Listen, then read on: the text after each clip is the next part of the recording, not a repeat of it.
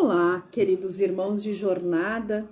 É muito bom poder estar aqui com vocês no dia de hoje, né? Já que a gente não pode conviver pessoalmente, fisicamente neste momento, vamos aproveitar esta comodidade que as mídias sociais, que todo esse desenvolvimento tecnológico nos proporciona e juntos vamos nos reunir em nome de Deus e de Jesus. E a este Pai amado e ao nosso Mestre Jesus, que neste momento vamos juntos rogar a permissão, a proteção e o amparo, bem como a presença, a proteção e o amparo dos benfeitores espirituais, para que possam se fazer presente onde quer que estejamos neste momento, nos envolvendo de muita paz, de muita harmonia, derramando sobre nós todos os bálsamos que necessitamos e que possam também nos auxiliar neste momento de reflexão sobre o Evangelho de Jesus à luz da doutrina espírita. Essa doutrina que não tem a pretensão de ser a melhor, mas que busca nos fazer melhor, que tem por objetivo nos fazer melhor, nos esclarecendo, nos fortalecendo, nos auxiliando na nossa caminhada evolutiva e na busca da tão falada, tão questionada reforma íntima dentro da doutrina, né? Bem, no dia de hoje, nós vamos ver o capítulo 13 do nosso Evangelho segundo o Espiritismo. Este capítulo vem endossar a bandeira da doutrina, que é fora da caridade não há salvação. Então vem nos auxiliar, nos explicar como devemos fazer esta caridade. E esse tem como título que a vossa mão esquerda não saiba o que dá a vossa mão direita. Então, nosso primeiro pensamento é: como assim, né? De forma bem superficial, como que uma mão não vai saber o que a outra faz, né? Jesus usou essa figura de linguagem para dar ênfase a esta sua frase, a este seu ensinamento. Tal é a importância. É como nós fazemos no nosso dia a dia. Quem de nós nunca usou a expressão eu já falei isso 1000 vezes, ou eu estou morta de cansada, né? São essas figuras de linguagem que dão ênfase, que dão força àquilo que a gente está falando. E Jesus, quando falou desta forma, quis dar ênfase a este seu ensinamento. No nosso capítulo, então, começa no primeiro item com o título Fazer o bem sem ostentação. E diz assim: guardai-vos de fazer vossas boas ações diante dos homens, para serdes vistos por ele. Do contrário, não recebereis a recompensa de vosso Pai que está nos céus. Pois quando derdes esmolas, não façais soar as trombetas em público, como fazem os hipócritas nas sinagogas e nas ruas, para serem glorificados pelos homens. Em verdade, eu vos digo que eles já receberam sua recompensa. Mas quando derdes esmola, que a vossa mão esquerda não saiba o que faz a vossa mão direita, a fim de que a esmola fique em segredo. E vosso Pai, que vê o que se passa em segredo, dar-vos-á a recompensa. Esta passagem está em Mateus, capítulo 6, versículo de 1 a 4. Pois bem, essa passagem me faz lembrar de uma historinha, de um pequeno fazendeiro que vivia no interior e que frequentava a missa rigorosamente todos os domingos. Ele sempre era a primeira pessoa a chegar à igreja. Ele também era uma pessoa muito ativa dentro da comunidade. Ele era muito ativo na assistência social, fazia doações generosas, reformou toda a igreja com recursos próprios, distribuía sopa para as pessoas menos favorecidas, enfim, ele era uma pessoa atuante na assistência social da comunidade. Um belo domingo, indo para a missa, ele se deparou com uma ovelha que estava presa em alguns arbustos, enrolada. Ela já estava sem força, ela não conseguia sair. Então ele parou e olhou e pensou, vou tirar dali, né? Mas ao mesmo tempo veio o pensamento, mas se eu for auxiliar essa ovelha, eu não vou ser o primeiro a chegar na igreja, né? Eu vou perder parte da missa. Deu mais alguns passos, mas resolveu voltar e socorrer o animalzinho que já estava sem forças. Passado algum tempo, ele desencarnou. Chegando na espiritualidade, foi ter com os benfeitores que chamaram a atenção dele, né? Mas, meu irmão, não consta aqui nenhuma boa ação para com o próximo nesta tua encarnação. E o fazendeiro, mais do que depressa, disse, não, tem algum engano, não pode ser. E aí enumerou todas as atividades que ele desempenhava na assistência social da comunidade. Então os benfeitores olharam e disseram, não, a única coisa que nos consta aqui foi um domingo, que indo para a missa, o senhor voltou do meio do caminho e auxiliou um animalzinho que estava preso, prestes a morrer. Também essa passagem me faz lembrar de uma outra historinha, que é do espírita. O espírita desencarnou. Quando se deu por conta, estava no umbral. E o primeiro pensamento que lhe veio à mente é, houve um engano. Isso é injusto. Eu não posso estar no umbral. Eu sou espírita. Como assim eu estou no umbral? Depois de algum tempo, ele se asserenou e conseguiu fazer uma prece. Os benfeitores vieram em seu auxílio. E ele então argumentou, né? Poxa vida, eu sou espírita. Eu ministrava passe, palestras. Eu era ativo dentro da assistência social da casa que eu frequentava. Por que eu estou no umbral? Isso não é justo, houve um engano. Então, os benfeitores começaram a explicar. Quando tu ministrava passe, tu se considerava o melhor passista da casa, que era aquele que tinha capacidade de passar aos irmãos as melhores energias. Quando tu ministrava palestras e sabia que haveria pessoas importantes do meio social na casa, tu preparava um trabalho maravilhoso, aprofundado, estudava muito. Quando ia falar aos menos favorecidos, tu falava o que lhe vinha à cabeça porque sabia muito mais do que aquelas pessoas queriam assistir. O que tem em comum os dois personagens dessas duas histórias? Nenhum deles compreendeu a máxima de Jesus, que diz que a vossa mão esquerda não saiba o que dá a vossa mão direita. Porque a proposta de Jesus, nesta passagem, é que a gente faça as coisas de coração, com sinceridade, dando o que há de melhor em nossos corações. E os nossos dois personagens só estavam interessados nos aplausos. Eram como os hipócritas referidos por Mateus. Eles estavam preocupados em massagear o próprio ego, o seu orgulho, o seu egoísmo, em se mostrar como, olha, que bons homens, que pessoas caridosas que são.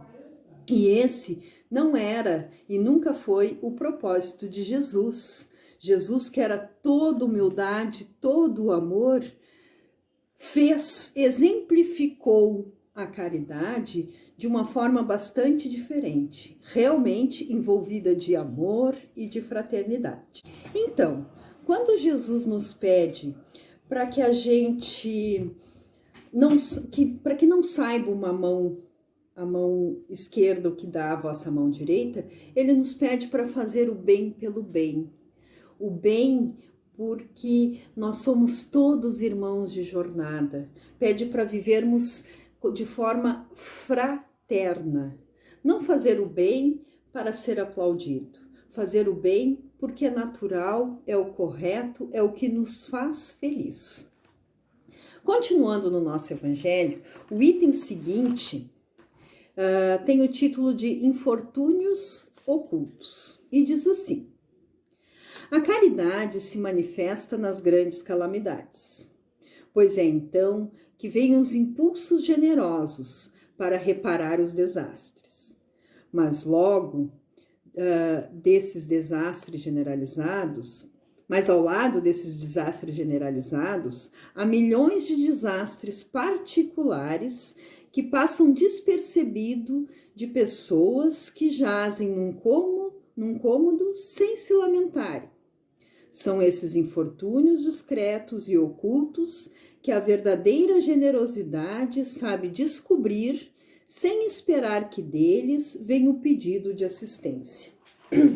Pois bem, né, meus irmãos, no dia de hoje, a grande calamidade que estamos enfrentando é o Covid-19, é o coronavírus, que nos fez nos isolarmos dentro da nossa casa, refletirmos sobre a vida, sobre a família, nos fez rever, então, vários pontos da nossa existência. E uma coisa que eu percebo bastante, como trabalhadora da assistência social, é que neste momento há uma grande movimentação no sentido de auxiliar as pessoas menos favorecidas.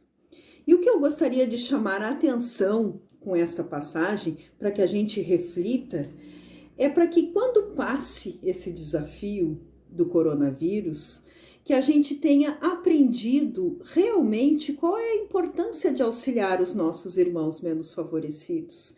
E que esta disposição ao trabalho do bem, essa disposição em alcançar um alimento, um agasalho, uma palavra de conforto e de esperança, faça realmente parte das nossas existências, que isso passe a ser o natural, o normal, como Jesus gostaria que fosse nosso guia, nosso exemplo, né? Eu sou o caminho, a verdade e a vida. E Jesus nos ensinou a caridade e a humildade. Então vamos aproveitar este infortúnio deste momento chamado coronavírus e aprender esta lição e dar seguimento depois de que tudo isso passar. Porque como aqui nos diz o Evangelho, né? Hoje a gente está muito mobilizado a grandes notícias, muito informados sobre a dificuldade que as pessoas estão enfrentando. Mas essas dificuldades pioraram um pouquinho agora, mas elas sempre existiram, né? Como o Evangelho nos diz aqui, sempre tem uma pessoa necessitada precisando de um auxílio. Então que nós sejamos a mão amiga, né, a ser estendida a estes irmãos menos necessitados, mesmo depois da pandemia. Em seguida, nós temos o óbolo da viúva. O item seguinte do nosso evangelho nesse capítulo 13, e diz assim: Jesus, sentado diante do tesouro do templo, observava de que maneira o povo ia, lançava o dinheiro e que várias pessoas ricas depositavam muito. Vendo uma pobre viúva, depositou somente 2 moedinhas. Então, Jesus, chamando seus discípulos, disse-lhes: em verdade vos digo que esta pobre viúva deu mais que todos aqueles que depositaram dinheiro neste cofre, pois todos os outros deram de sua abundância, mas ela, em sua indigência, deu tudo o que tinha, tudo o que possuía para viver. Marcos, capítulo 12, versículo 41 a 44, e Lucas, capítulo 21, versículo de 1 a 4. Esta passagem é bastante conhecida, né? Todos nós já ouvimos falar no óbolo da viúva.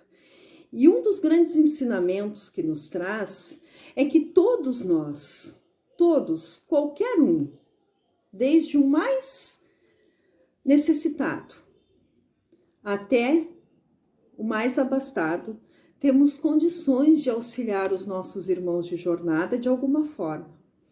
Eu tenho, por exemplo, nós temos lá na Discípulos de Cristo uma pessoa assistida que ela precisa de alimentos mensalmente. Mas, em compensação, ela recolhe na comunidade onde ela vive, com os amigos e familiares, roupas, leva para sua casa, higieniza e entrega. Então, ela diz assim, ó, eu não posso auxiliar com dinheiro e não posso e preciso receber alimento, mas esse trabalho eu posso fazer porque eu tenho tempo disponível. Então, nesse momento de frio, ela nos dá este grande auxílio. Ou seja, qualquer um, por mais miserável que se ache, tem condições de auxiliar o irmão de jornada. E aqui estamos falando da caridade material. E mais adiante nós vamos ver que também temos, todos nós, condições da caridade moral. Mas tem o rico, né? O rico que, por mais que divida a sua fortuna, que distribua em abundância os seus bens aos irmãos de jornada, acaba sempre dando supérfluo. E aí a gente para e pensa assim, mas será que Deus, sendo Pai tão justo, tão bom, condenaria um rico, as pessoas mais abastadas, a infelicidade eterna? Porque olhando por este modo, ele está sempre dando o que lhe sobra, né? Quando a pessoa tem bastante condições financeiras, ela tem algo muito mais valioso que ela pode dividir: sua atenção, seu tempo, seu carinho, fazendo um trabalho voluntário, né? Auxiliando também financeiramente, fazendo com que os recursos que ela possui auxiliem as pessoas, mas principalmente dando o que há dentro do seu coração para o seu irmão de jornada. Então vimos que sim, ó, todos nós temos condições de auxiliar, todos nós temos algo para dar, para alcançar ao nosso irmão, para auxiliar ele no difícil momento que passa na trajetória terrena. E uma coisa que eu gostaria também de deixar para nossa reflexão, que normalmente quando nós vamos fazer caridade, nós abrimos o nosso guarda-roupa e pegamos aquilo que a gente não usa mais. Nós abrimos o nosso armário de calçados e damos aquilo que a gente não usa mais, aquilo que é dispensável. Então eu quero fazer uma reflexão com vocês. E assim nós ensinamos os filhos, né? O brinquedo que não brinca mais, né? Nunca a dividir aquilo que a gente realmente tem. Então eu vou fazer uma pergunta para vocês assim. Vamos imaginar. Trabalhei por um período e juntei o valor de R$100 para comprar um brinquedo para o meu filho que custa exatamente R$100. Quando eu cheguei na porta da loja, havia uma pessoa com fome, pedindo alguma coisa para comer. Qual é a nossa atitude neste momento? Nós pegamos uma parte daquele valor único que a gente tem para dar o brinquedo que o nosso filho tanto deseja e compramos algo de comer para aquele irmão? E compramos um brinquedo mais em conta para o nosso filho, que afinal tem um quarto cheio de brinquedos? Ou a gente olha e diz assim, lamento, meu irmão, hoje eu não tenho como te ajudar? Que fique para nossa reflexão.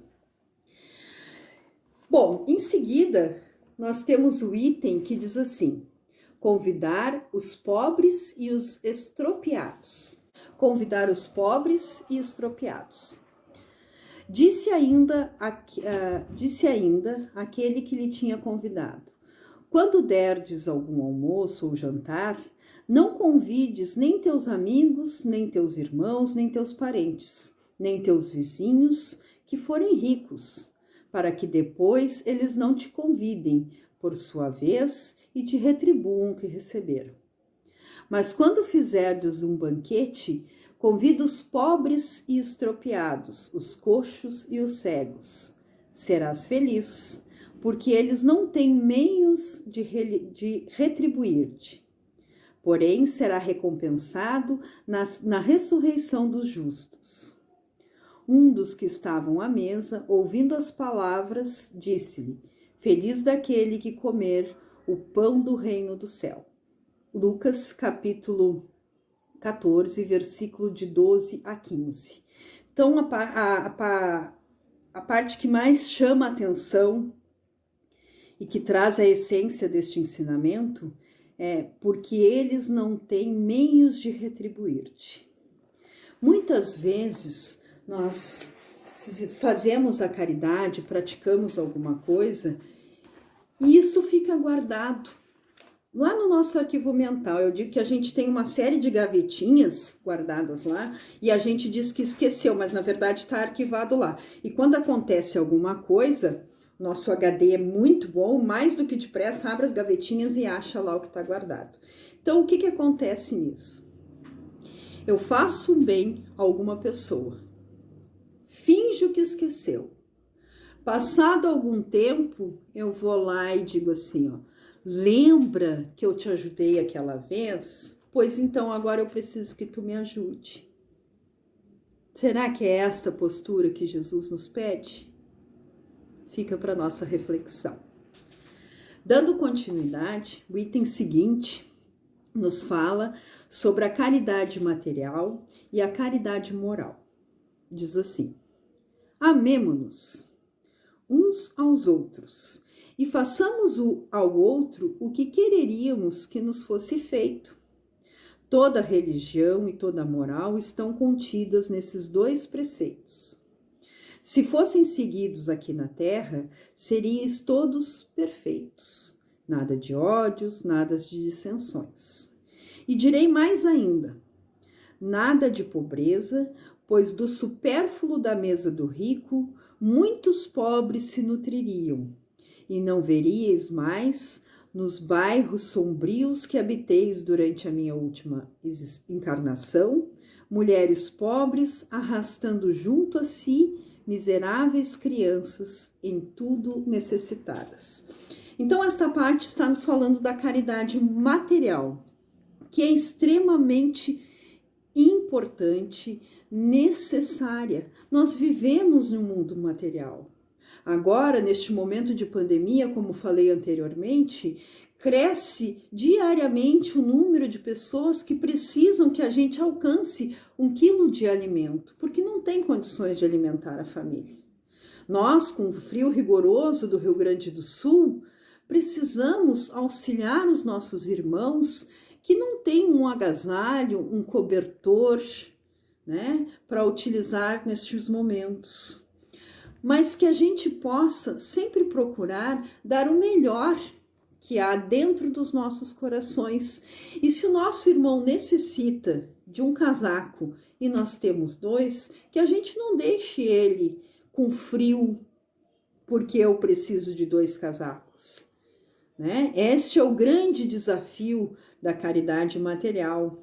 Este é o grande desafio que temos pela frente. Mas uma coisa é certa, em grau mais importante, mais relevante ou menos relevante, toda a caridade é necessária, toda a caridade é importante. Precisamos auxiliar materialmente os nossos irmãos menos favorecidos neste mundo material. Nós vivemos na matéria, nós precisamos nos sustentar dentro desta matéria, né? E faz parte auxiliar os nossos irmãos menos favorecidos.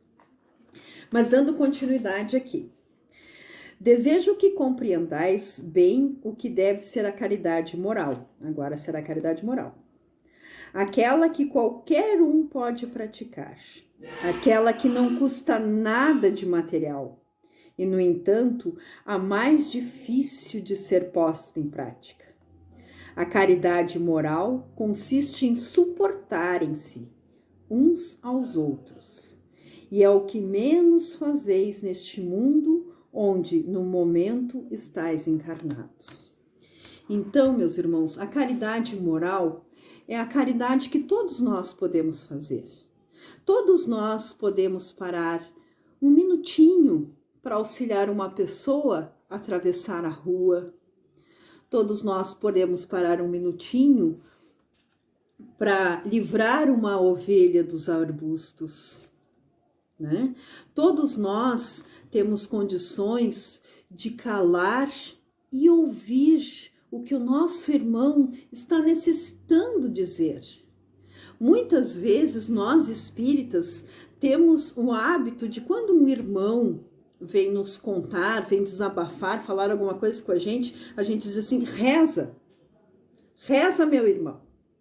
Muitas vezes a gente nem escutou o que aquele irmão veio dizer, mas como a oração é o remédio, auxilia em tudo, né? A gente, para encurtar o assunto, a gente diz, reza, tem que orar, faz as tuas preces, vai à casa espírita, recebe um passe. Muitas vezes a pessoa sabe que é aquilo que ela precisa e ela já faz aquilo. Ela só está precisando de um colinho, de um ouvido para desabafar. Esta é a caridade moral. E a caridade moral também é aquela que a gente faz de forma a não humilhar, a não machucar aquele nosso irmão que está necessitado, já está num momento difícil, que a gente tenha amor para envolver, para acolher, para dizer palavras de esperança, de estímulo, de carinho. Que ao alcançarmos a esmola material, nós possamos fazer isso da forma mais humilde, mais simples, para não machucar ainda mais aquele nosso irmão. Afinal, Jesus nos diz, né? Fazei aos outros o que gostaria que fizesse para ti. Se nós estivéssemos naquela condição, nós gostaríamos que alguém de narizinho e pé fosse nos alcançar alguma coisa de forma e olhar superior? Ou nós gostaríamos de um afago e de um carinho? Fica então para nossa reflexão. Bom, em seguida nós temos o item que fala sobre a beneficência. A beneficência, meus amigos, dar-vos-á neste mundo os maiores e os mais puros e doces prazeres, as alegrias do coração que não são perturbadas nem pelo remorso e pela indiferença. Logo em seguida, nós temos o item piedade. A piedade é a virtude que mais nos aproxima dos anjos, é a irmã da caridade que conduz a Deus. Piedade, meus irmãos, não é pena. Os órfãos. E aí nos chama a atenção de como deve ser triste ser abandonado, ser esquecido, né? E nos chama a agirmos de forma fraterna a estes irmãos. E depois ainda tem os benefícios pagos com a ingratidão, que diz assim, ó, essas pessoas têm mais egoísmo que caridade. São as pessoas que pagam os benefícios que receberam com a ingratidão. Mas para encerrar as nossas reflexões aqui, revendo tudo o que há no nosso capítulo, né? Os infortúnios, a caridade material, a caridade moral, toda essa parte aí, a beneficência, a piedade. Eu trouxe para vocês, para encerrarmos e ficar para nossa reflexão, esta imagem. Espero que esteja bem nítida. Vejam aqui que é uma criança e um abutre. Esta fotografia foi tirada em 1993 por um fotógrafo chamado Kevin Carter. Kevin Carter fotografou esta imagem no Sudão e recebeu vários prêmios por esta imagem. Ela foi publicada no New York Times. Então, para nossa reflexão final, eu trouxe esta imagem. Como podem observar, espero que esteja bem nítido, é um abutre e uma criança. E é exatamente assim que a gente encontra nas redes sociais, se pesquisarmos, o abutre e a criança. Esta foto foi tirada no ano de 1993 por Kevin Carter, um fotógrafo, repórter, tá? Que estava no Sudão. Neste momento, a família desta menina tinha saído às pressas, deixando ela para trás, porque o avião da ONU estava chegando com mantimentos e se eles não corressem, eles não conseguiriam pegar nada para o seu sustento. Então, esta foto foi publicada no New York Times, recebeu alguns prêmios na categoria de fotografia, né? E durante a divulgação desta imagem, que deixou o repórter fotográfico famoso, ele começou a ser questionado. O que aconteceu com esta criança? E um dos argumentos é que eles não podiam interferir nas cenas que eles fotografavam e que eles não podiam se aproximar das pessoas porque podiam passar algum tipo de doença para essas pessoas. Mas as pessoas não se conformavam com essa resposta. Queriam saber o que havia acontecido com esta menina. Se este abutre teria tido êxito ao aguardar o desencarne da pequena. E aí ele confessou que ele afastou o abutre, que ele espantou o abutre depois que tirou a fotografia. E aí perguntaram para ele, e a menina? A menina ficou lá. A pressão foi tão grande sobre este rapaz que um ano e pouco depois, aos 33 anos, ele cometeu suicídio, porque ele não conseguiu perdoar a si mesmo por ter abandonado esta menina lá. E eu trouxe essa foto neste tema que fala sobre caridade para que fique para nossa reflexão.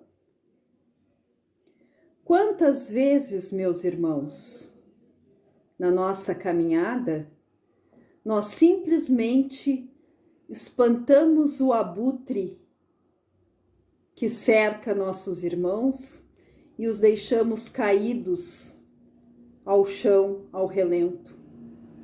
Quantas vezes a gente passa por cenas como estas na nossa existência, de pessoas jogadas, irmãos, e não somos capazes de estender a mão para auxiliar.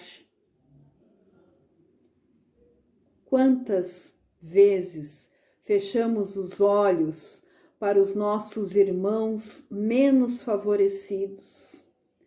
Não estendemos nem sequer a mão direita. Quem dirá que a esquerda não saiba o que a direita fez?